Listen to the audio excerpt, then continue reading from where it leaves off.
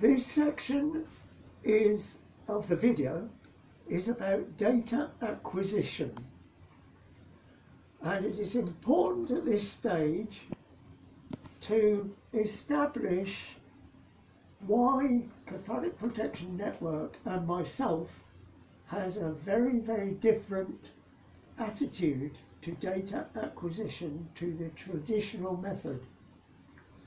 Traditional methods of gathering data are not soundly based on science or technology, as the usual way of referring to the main measurement is the pipe to soil potential.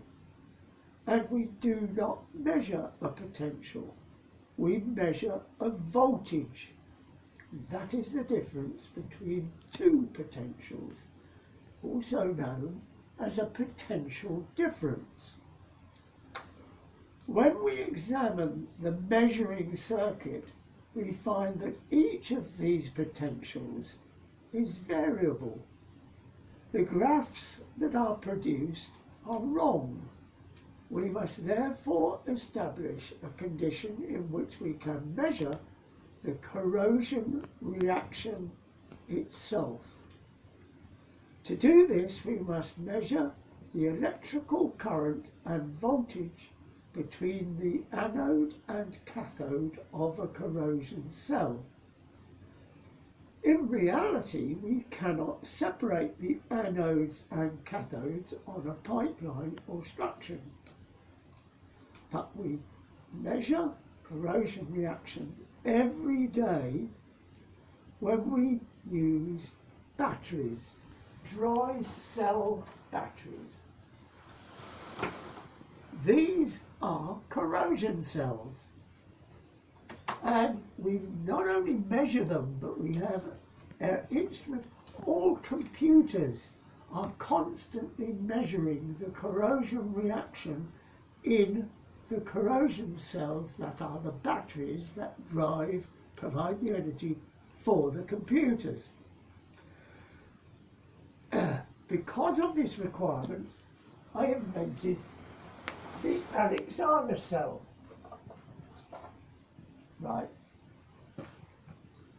This is an Alexander cell. It doesn't contain any batteries or electrical sources whatsoever. It is powered by the corrosion reaction on this polished steel going to the cathode, which is used steel. The charges cause a current to flow. They go into here, through a meter, out through there, and then into the ground and back out of the ground again. The beauty of this is it is a corrosion cell where we can measure the corrosion current itself. We can use this, if you can focus down here. This is the experiment that I have set up to measure the stray current on the Nord Stream pipeline.